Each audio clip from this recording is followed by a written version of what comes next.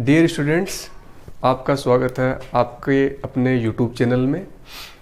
देखिए दोस्तों, कल अपन ने एक संविधान का एक वीडियो डाला था अनुच्छेद से संबंधित। उसमें अपन ने बताया था कि 150 से लेके और अपन जो लास्ट 395 अपने अनुच्छेद थे प्रारंभ में अपने मूल संविधान में, उनसे संबंधित जो भी अनुच्छेद थे अपन ने उस वीडियो में कवर किए थे और अपन ने उसको सीखा था, समझा था और याद किया था। जिस किसी दोस्त ने वो वीडियो नहीं देखा है, कृपया एक बार अपनी प्लेलिस्ट में जाकर वो वीडियो देख ले ताकि अपने को इस वीडियो को समझने में थोड़ी आसानी हो।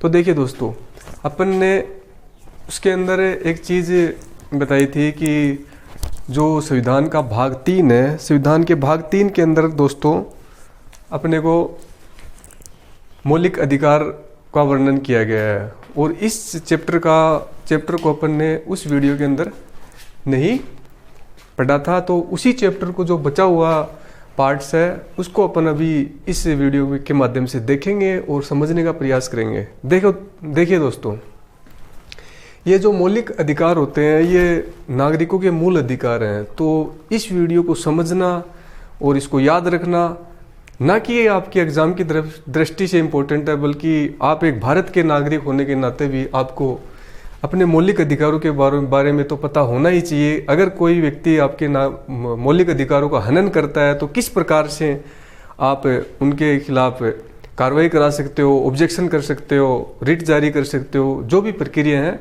वो सब अपन एक इस वीडियो के माध्यम से पढ़ेंगे। तो वैसे दोस्तों, मैंने इस बोर्ड पे लगभग जो भी कंपटीशन एग्जाम की दृष्टि से इम्पोर्टेंट बातें हैं, इम्पोर्टेंट क्वेश्चन है, वो सब इसके अंदर इंक्लूड कर दिए हैं। एक ही वीडियो में आपको सब कुछ बता दिया जाएगा। और देखिए दोस्तों, अपन इस वीडियो के माध्यम से कैसे अपन एक एक चीज़ को याद करते हैं। मेरा पर्पज़ इनको यहाँ पे लिखना नहीं है दोस्तों बोर्ड पे, मेरा पर्पज़ है आपको याद कराना और मैं आपको एक एक चीज़ याद करा के जाऊँगा। तो बने रहिए दोस्तों, देखते रहिएगा पूरा वीडियो। और इसी के साथ शुरुआत करते हैं दोस्तों बिना किसी देरी के। तो देखिए फ्रेंड्स, सबसे पहले मौलिक अधिकार। मौलिक अधिकार दोस्तों होते क्या हैं? मौलिक अधिकार दोस्तों होते हैं जनता को प्रदत्त वे अधिकार जो उनके जीवन का संरक्षण प्रदान करते हैं। मतलब कोई भी जो भारत का नागरिक है उसको एक सुखी जीवन किस प्रकार से मिल सकता है, उसके लिए अपने संविधान में कुछ उसको अधिकार दिए गए हैं भारत के नागरिक को, और उन्हीं अधिकारों को मौलिक अधिकार कहा जाता है। देखिए दोस्तों, तो अब कुछ एक जो इम्पोर्टेंट्स अपने उनको बोल सकते हैं अपन पॉइंट्स हैं, उन इम्पोर्टेंट पॉइंट्स को अपन याद रखेंगे जो एग्जाम की दृष्टि से महत्वपूर्ण और पूछे जाते हैं। दोस्तों, मैंने इस चैप्टर में वही पॉइंट्स इंक्लूड किए हैं जो एग्जाम्स में पूछे जाते हैं। एक भी एक्स्ट्रा कोई ऐसी बात नहीं डाली है जो एग्जाम में नहीं पूछी जाती। इसलिए एक एक पॉइंट्स को ध्यान से पढ़िएगा और उसके बाद अपनी कोई भी ऑब्जेक्टिव टाइप जो आपकी बुक्स है उसमें आपके क्वेश्चन बनाइएगा। मौलिक अधिकार से संबंधित आपके 101% सभी क्वेश्चन बनेंगे और इन्हीं में से ही बनेंगे, चाहे आपकी कोई भी बुक्स हो, कैसी भी बुक्स हो, या फिर छोटे से छोटे एग्जाम से लेवल को लेकर आपसे PCS UPSC तक के क्वेश्चन बनेंगे। आपके क्वेश्चन 101% बनेंगे, इसी के अंदर बनेंगे। तो देखिए दोस्तों, अब अपन इनको पढ़ते हैं और सीखने का प्रयास करते हैं और इनको याद रखने का प्रयास करते हैं। आइए दोस्तों, देखिए दोस्तों, अपन ने देख लिया कि मौलिक अधिकार क्या है। जनता को प्रदत्त वे अधिकार जो उनके अधिकारों को संरक्षण प्रदान करते हैं मौलिक अधिकार कहलाते हैं। ये आपकी नॉलेज के लिए एक छोटी सी परिभाषा लिख दी। अब अपन देखते हैं इनका वर्णन। दोस्तों, मौलिक अधिकारों का वर्णन संविधान के भाग 3 और अनुच्छेद 12 से 35 में है, जो अपन ने लास्ट वीडियो में भी देखा था। और जो दोस्तों मौलिक अधिकार है ये USA के संविधान से अपने संविधान में ग्रहण किया गया है। तो यहाँ से दोस्तों दो चीज़ें याद रखनी है। मौलिक अधिकारों का किस भाग में वर्णन है? भाग 3 में। कहाँ से इनको ग्रहण किया गया है? USA के संविधान से इनको भारतीय संविधान में ग्रहण किया गया है।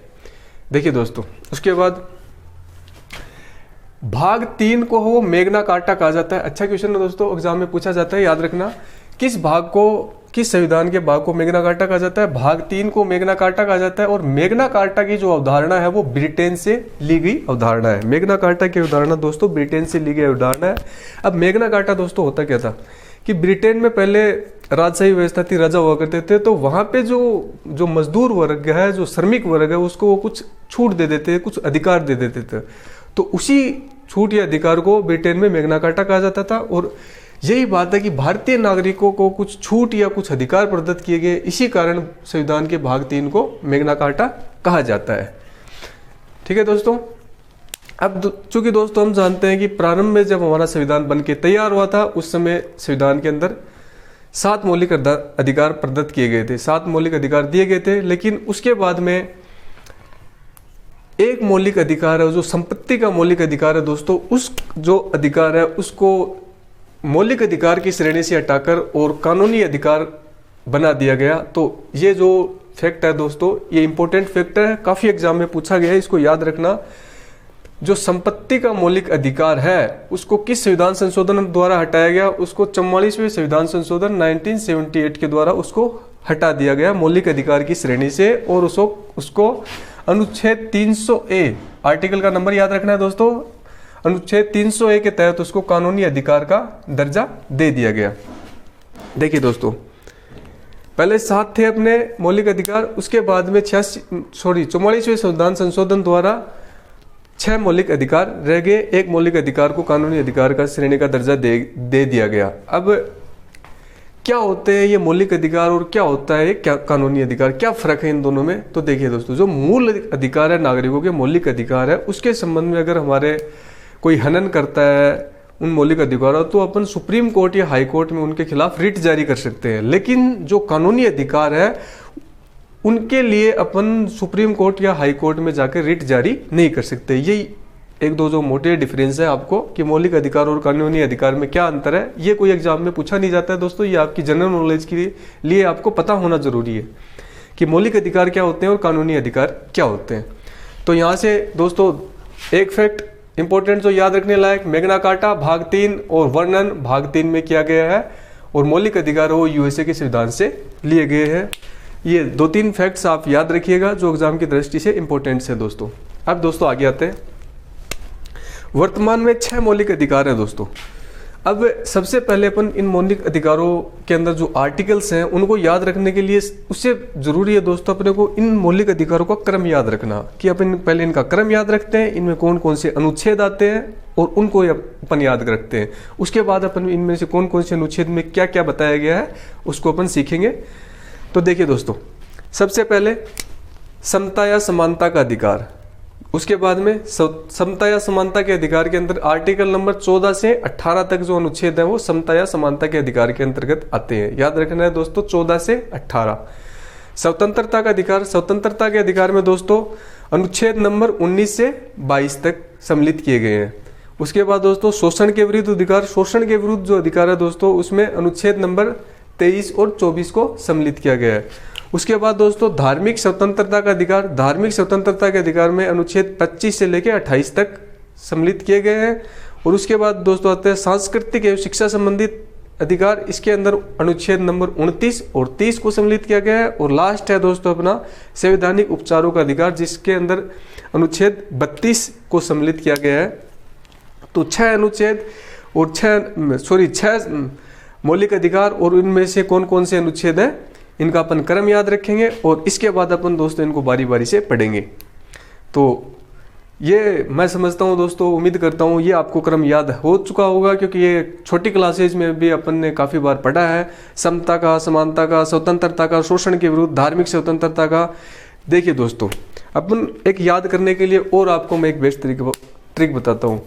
कभी भी आप पूरी लाइन को याद ना कीजिएगा, आप जो मेन पॉइंट है, की पॉइंट है, उसको पकड़िएगा। आप इसमें समता का अधिकार, फिर स्वतंत्रता का, फिर शोषण के विरुद्ध, फिर धार्मिक स्वतंत्रता का, फिर सहज करती है शिक्षा संबंधी, फिर संवैधानिक उपचारों का अधिकार।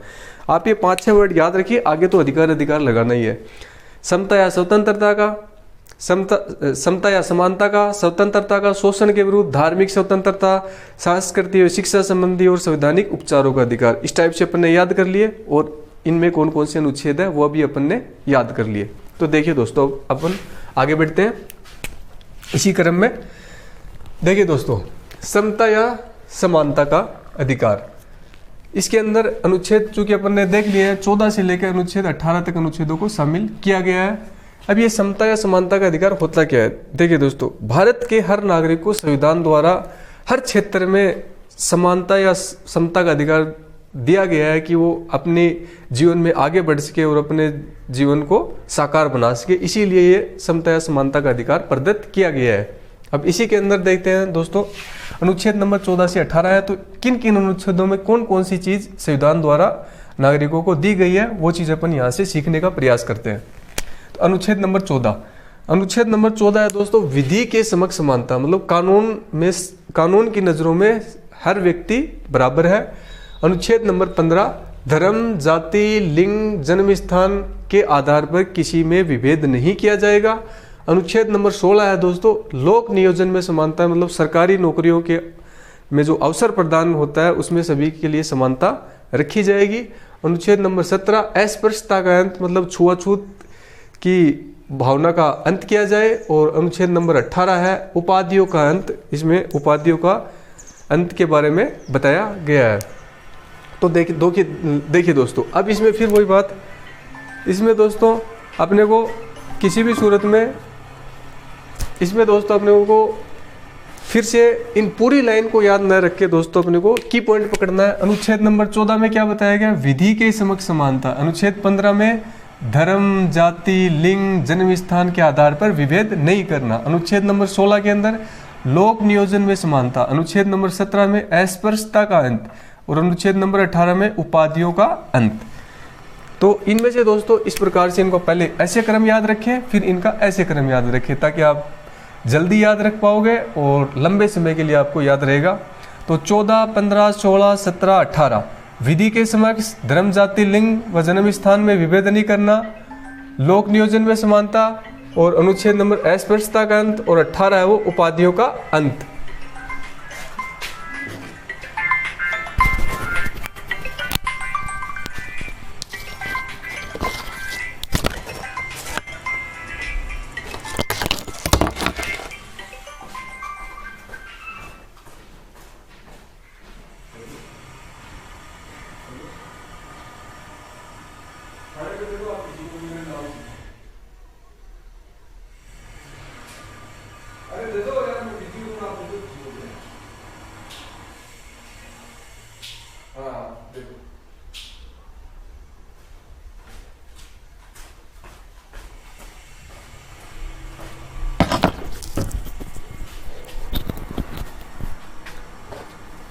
तो देखिएगा दोस्तों, एक थोड़ा अर्जेंट कॉल आ गया था दोस्तों, तो उसकी वजह से थोड़ा जाना पड़ गया था।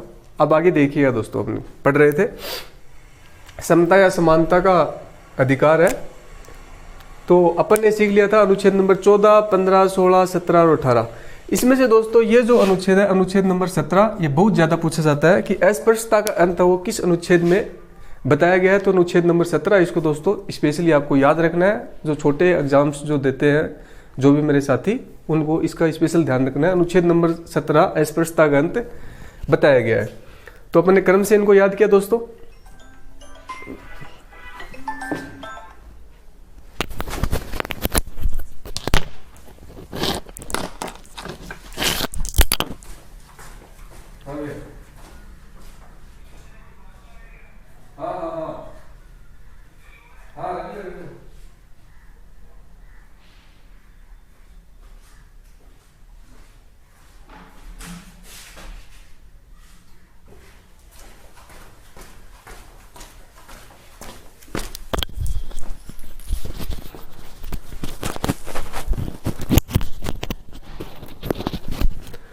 माफ कीजिएगा दोस्तों,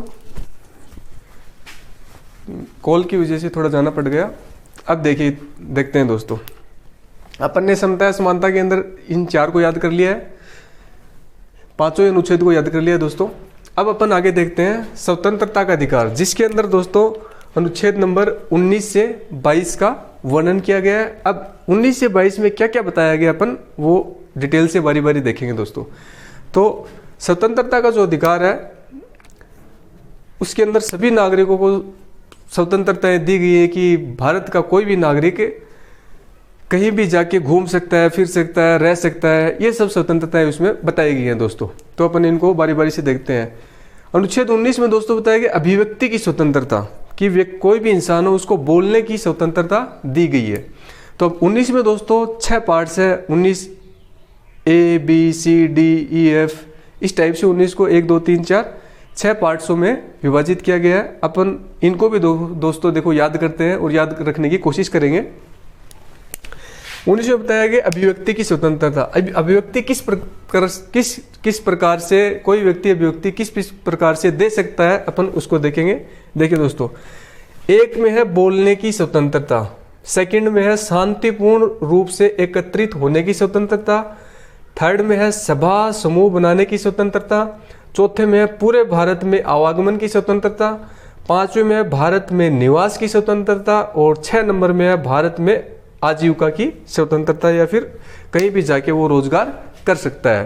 तो देखिए दोस्तों, अपन इनको क्रम से याद रखेंगे। कैसे याद, एक कहानी के रूप में याद रखें या फिर कोई ट्रिक्स के रूप में याद रखें। तो देखिए दोस्तों, अपन थोड़ा इनको एक कहानी के रूप में याद रखने की कोशिश करते हैं कि किस प्रकार से अनुच्छेद नंबर 19 को अपन याद रख सकते हैं।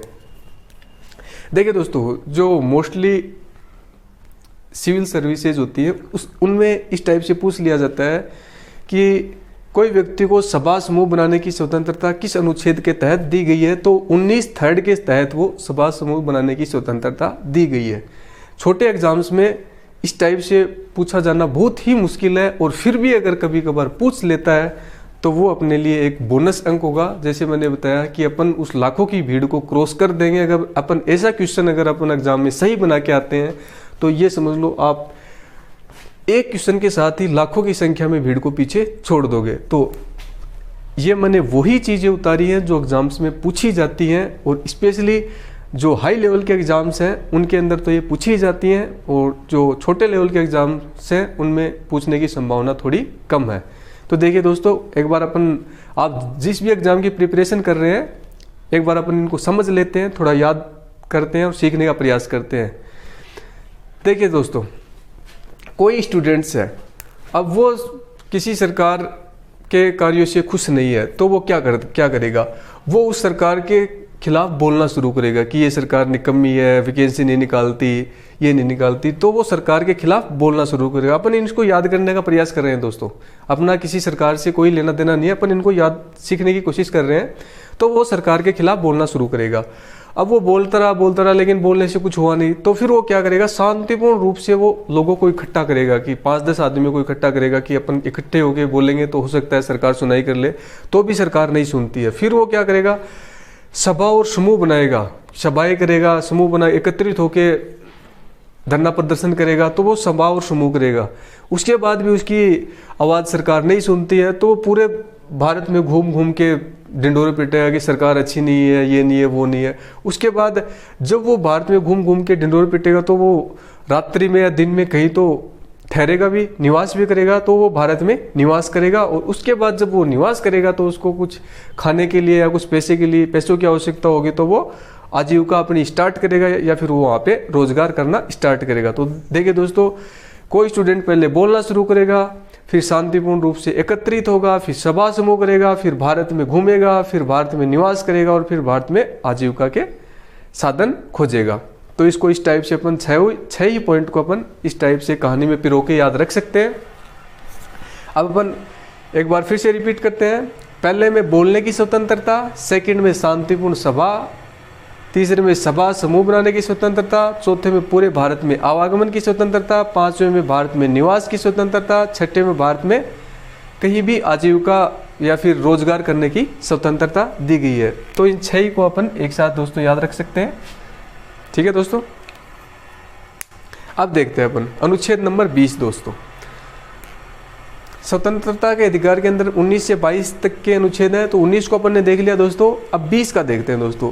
20 का अनुच्छेद क्या है कि अपराध के दोष सिद्धि के संबंध में संरक्षण, मतलब कोई व्यक्ति अगर अपराध कर देता है तो और वो दोष सिद्ध हो जाता है, तो उसके संबंध में उसको कौन कौन से संरक्षण प्राप्त है। तो ये दो तीन पॉइंट्स है दोस्तों, इनमें वो याद रखिएगा दोस्तों। 20(1) के अंदर क्या है, उस व्यक्ति को उसी समय के कानून के तहत सजा दी जाएगी जिस समय उसने अपराध किया है। मतलब कोई व्यक्ति, इसको समझने का प्रयास कीजिए, कोई व्यक्ति जैसे दोस्तों 2015 में अपराध करता है और कोई व्यक्ति 2000 और उसको सजा 2018 में होती है दोस्तों। कोई व्यक्ति 2015 में अपराध करता है तो उस अपराध की सजा 2015 में मानो 1 साल थी और 2018 में उसको उस अपराध की सजा सुनाई जाती है, तो उस 2018 में उस अपराध की सजा बढ़कर हो गई 5 साल। समझने का प्रयास कीजिएगा दोस्तों। जैसे कोई व्यक्ति 2015 में अपराध करता है, उस समय उस अपराध की सजा 1 साल थी। जैसे कोई व्यक्ति 2015 में किसी का मर्डर करता है तो मानो उस समय उसकी सजा 1 साल है, उस समय उसकी सजा 1 साल है और 2018 में उसकी सजा अगर 5 साल हो जाती है तो उस व्यक्ति ने चूंकि मर्डर 2015 में किया है तो उसको सजा 1 साल ही होगी, चाहे सजा 2018 में सुनाई जाए। मेरा कहने का मतलब ये है दोस्तों, तो ये समझने का प्रयास कीजिएगा दोस्तों। मतलब कोई व्यक्ति उसको उसी समय के कानून के तहत सजा मिलेगी जिस समय वो कानून बना है। समझ रहे दोस्तों, जिस समय उसने अपराध किया है। और सेकंड है, स्वयं के विरुद्ध गवाही के लिए बाध्य नहीं किया जाएगा, कि उसको पुलिस है वो स्वयं के विरुद्ध या फिर कोई दूसरा व्यक्ति स्वयं के विरुद्ध गवाही के देने के लिए, खुद के खिलाफ बोलने के लिए उसको बाध्य नहीं करेगा। तीसरे नंबर की चीज है, एक अपराध के लिए एक बार ही सजा दी जा सकती है। देखिए दोस्तों, कोई भी व्यक्ति हो, कोई भी अपराध करे, एक अपराध के लिए सिंगल एक बार ही सजा मिलती है, एक से ज्यादा बार सजा नहीं मिलती है। तो वही बात इसमें बताई गई है, एक अपराध के लिए एक बार ही सजा का प्रावधान बताया गया है। वो संविधान के कौन से अनुच्छेद में है? 20(3) के अंदर ये चीज बताई गई है दोस्तों। देखो, तीनों चीजों को फिर से याद रखने की कोशिश कीजिएगा। अपराध से दोष सिद्धि के संबंध में संरक्षण है अनुच्छेद नंबर 20 के अंदर। उसे उसी कानून के तहत सजा मिलेगी जिस समय उसने अपराध किया है।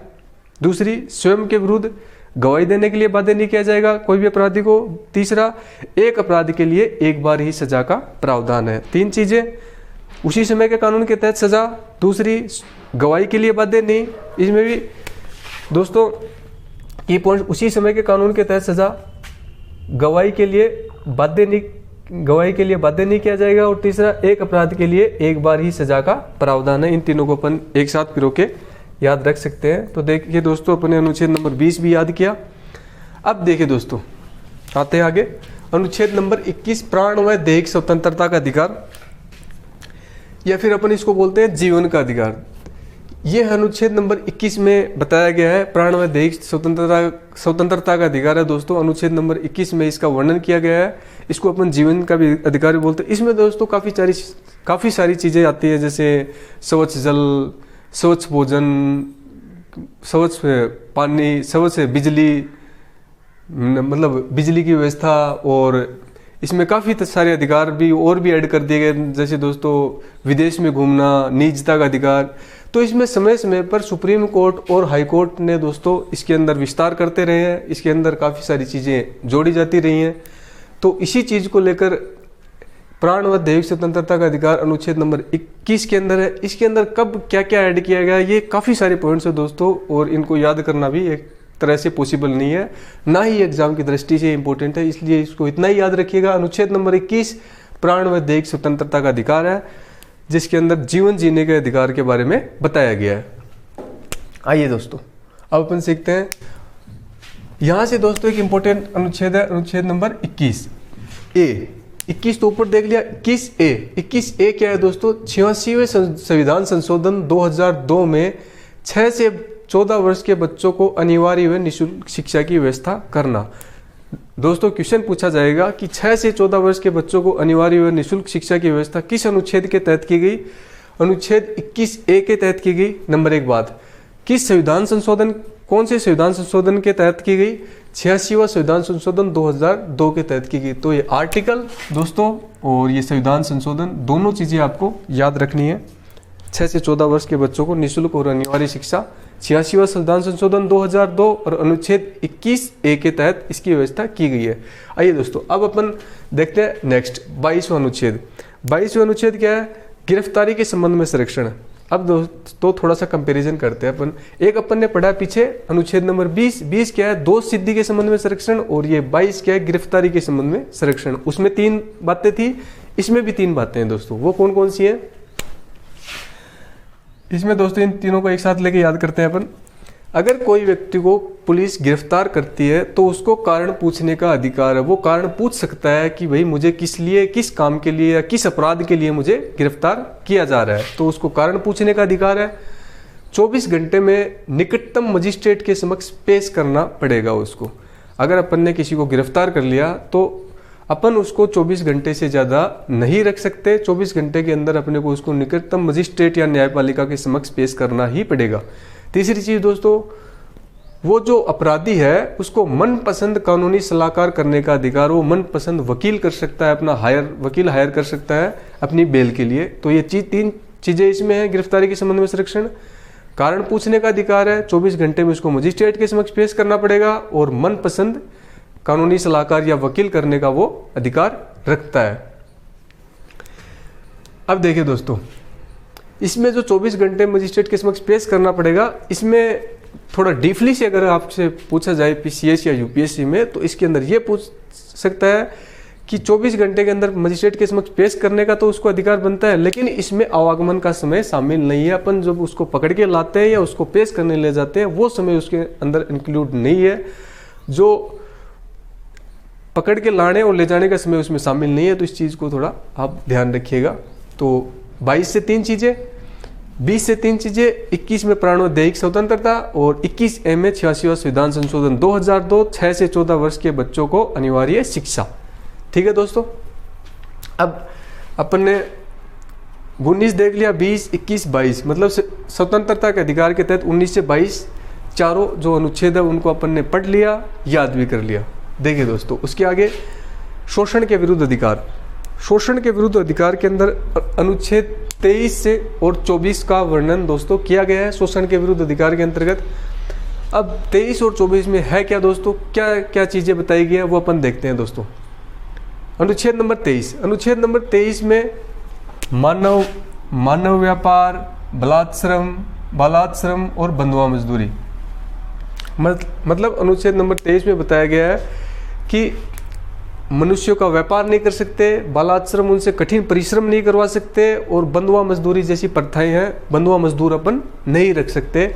इन सब चीज़ों का निषेध किया गया है, वो अनुच्छेद नंबर 23 में किया गया है दोस्तों। इन सब चीज़ों का निषेध दोस्तों अनुच्छेद नंबर 23 में किया गया है। तो 23 को याद रखिएगा, मानव व्यापार, बालाश्रम और बंधुआ मजदूरी का निषेध किया गया है। अनुच्छेद नंबर 24 में क्या है, 14 वर्ष से कम आयु के बच्चों को काम नहीं करा सकते आप कारखानों या लीजों या किसी भी उद्योग धंधों में। 14 वर्ष से कम आयु के जो भी बालक बालिकाएं हैं उनको अपन काम नहीं करा सकते हैं, ये बात है वो अनुच्छेद नंबर 24 में कही गई है। तो देखिए दोस्तों, इन दोनों को साथ याद रखिएगा। जो 14 वर्ष या उससे बड़े जो व्यक्ति हैं, जो वयस्क नागरिक हैं, उनको मानव व्यापार नहीं कर सकते, बालाश्रम नहीं करा सकते और बंधुआ मजदूरी उनसे नहीं करा सकते। और 14 वर्ष से कम आयु के बालक बालिका उनको अपन खादानों या फिर उद्योगों के अंदर काम में नहीं लगा सकते हैं। ये अनुच्छेद नंबर 24 में कहा गया। 23 और 24 को एक साथ याद रखिएगा दोस्तों, शोषण के विरुद्ध अधिकार, अनुच्छेद नंबर 23 और 24। अब आगे आता है धार्मिक स्वतंत्रता का अधिकार दोस्तों। धार्मिक स्वतंत्रता के अधिकार के अंदर अनुच्छेद नंबर 25 से 28। तो ये दोस्तों है चार अनुच्छेद है दोस्तों, अपन इनको याद रखने का प्रयास करेंगे। किस प्रकार से अपन इनको याद रख सकते हैं, देखिए दोस्तों, अनुच्छेद नंबर 25। अनुच्छेद नंबर 25 में दोस्तों मानने, आचरण करने, प्रचार प्रसार करने की शक्ति अनुच्छेद नंबर 25 में बताई गई है। और अनुच्छेद नंबर 26, अनुच्छेद नंबर 26 में दोस्तों धार्मिक प्रबंधन की शक्ति के बारे में बताया गया है। अनुच्छेद नंबर 27, अनुच्छेद नंबर 27 में धार्मिक कार्यों को संपोषित करने के बारे में बताया गया है। और अनुच्छेद नंबर 28 में धार्मिक शिक्षा उपासना में उपस्थिति देने के बारे में अपन बता सकते हैं दोस्तों। तो धार्मिक स्वतंत्रता के अधिकार से दोस्तों चार चीज़ें हैं। 25 में किसी भी धर्म को मानने, आचरण करने, प्रचार प्रसार करने। 26 में धार्मिक प्रबंधन की शक्ति। 27 में धार्मिक कार्यों को संपोषित, मतलब उसमें पैसे अपन लगा सकते हैं, उसकी शक्ति। और 28 में धार्मिक शिक्षा उपासना की शक्ति बताई गई है दोस्तों। अब आता है संस्कृति शिक्षा संबंधी अधिकार दोस्तों। तो संस्कृति और शिक्षा संबंधी अधिकार है दोस्तों वो अनुच्छेद नंबर 29 और अनुच्छेद नंबर 30 के अंदर इसका वर्णन किया गया है। तो इनको दोस्तों एक चारों को एक साथ याद कीजिएगा और इन दो को अपन एक साथ याद करेंगे दोस्तों। सहस्त्र कर्तव्य शिक्षा संबंधी अधिकार 29 और 30 में इसका वर्णन किया गया है। 29 और 30 दोनों ही जो अनुच्छेद है दोस्तों अल्पसंख्यकों से संबंधित है। अल्पसंख्यक का क्या मतलब है कि 29 के अंदर बताया गया अल्पसंख्यकों के हितों का संरक्षण करना और 30 के अंदर बताया गया शिक्षा संबंधी प्रावधान। जो अल्पसंख्यक होते हैं उनके हितों का संरक्षण है वो 29 में बताया गया और वो शिक्षा संबंधी उनके लिए जो भी प्रावधान है वो अनुच्छेद नंबर 30 में बताए गए हैं दोस्तों। अब लास्ट अपना आता है संवैधानिक उपचारों का अधिकार। अगर इसके अंदर दोस्तों अनुच्छेद नंबर 32 बताया गया। संवैधानिक उपचारों का जो अधिकार है उसके अंदर कौन सा अनुच्छेद आता है, उसके अंदर आता है अनुच्छेद नंबर 32। और 32 जो अनुच्छेद है इसको दोस्तों BR अम्बेडकर ने संविधान की आत्मा कहा है। तो एग्जाम्स में दोस्तों प्रश्न पूछा जाता है कि BR अम्बेडकर ने किसे संविधान की आत्मा कहा, तो अनुच्छेद नंबर 32 या फिर संवैधानिक उपचारों के अधिकार को संविधान की आत्मा कहा है। अगर ऊपर दिए हुए जो भी अनुच्छेद है 1, 2, 3, 4, 5, अगर कोई नागरिक या कोई भी संस्था अपने इन मौलिक अधिकारों का हनन करती है तो अपन अनुच्छेद 32 के तहत सुप्रीम कोर्ट या हाई कोर्ट में रिट जारी कर सकते हैं और उनके खिलाफ अपन लड़ सकते हैं। तो ये जो प्रावधान है वो अनुच्छेद नंबर 32 संवैधानिक उपचारों के अधिकार में बताया गया है। इसीलिए BR अम्बेडकर ने इसको संविधान की आत्मा कहा है। अगर दोस्तों जनरली प्रश्न पूछा जाता है कि संविधान की आत्मा किसे कहा जाता है, तो संविधान की जो आत्मा है वो प्रस्तावना को संविधान की आत्मा कहा जाता है। अगर BR अम्बेडकर नाम न डालकर सीधा पूछा जाए संविधान की आत्मा कहा जाता है तो प्रस्तावना को संविधान की आत्मा कहा जाता है। अगर पूछा जाता है कि BR अम्बेडकर ने संविधान की आत्मा किसे कहा, तो संवैधानिक उपचारों के अधिकार को कहा या फिर अनुच्छेद 32 को कहा। देखिए दोस्तों, तो इस प्रकार से अपन ने एक वीडियो के माध्यम से ये जो मौलिक अधिकार से संबंधित जो चैप्टर है दोस्तों इसको पूरे को कवर किया और अपन ने एक एक चीज़ को किस प्रकार से अपन याद रख सकते हैं वो अपन ने याद किया। तो अगर दोस्तों एक बार में वीडियो समझ में नहीं आई, याद नहीं हो, तो वीडियो को रिव्यू कीजिएगा, पॉज कीजिएगा, वापस वीडियो देख लीजिएगा। और दोस्तों इसके आप जैसे आप स्क्रीनशॉट मारना चाहो तो आप इसका स्क्रीनशॉट ले सकते हो और स्क्रीनशॉट नहीं मारना चाहो तो आप छोटे छोटे टुकड़ों के रूप में दोस्तों इनके आप नोट्स बनाइएगा और अपनी बुक्स में नोट्स बना के इनको पढ़ने का प्रयास कीजिएगा। दोस्तों अगर आप किसी चीज़ के छोटे टुकड़ों में नोट्स बनाएंगे तो उसको याद रखने में आप ज़्यादा लंबे समय के लिए उसको याद रख सकेंगे और याद रखने में सक्षम होंगे। आप लंबी जो भी थ्योरेटिकल रूप में लाइनों को न याद रखिए, उनके कीवर्ड्स याद रखिए और अपने दिमाग पे थोड़ा प्रेशर देके उसको याद करने की कोशिश कीजिए कीवर्ड के सहारे, ताकि आप दो चीज़ें इसमें आपके काम आएंगे दोस्तों। एक तो इससे आपकी समझ बढ़ेगी, समझ विकसित होगी और जो भी बड़े लेवल के एग्जाम है दोस्तों उनमें खाली अपन रट्टा मार के ऑब्जेक्टिव क्वेश्चंस को रट के अपन एग्जाम नहीं निकाल सकते, क्योंकि प्री के बाद मेंस और इंटरव्यू काफ़ी लंबी प्रोसेस होती है दोस्तों।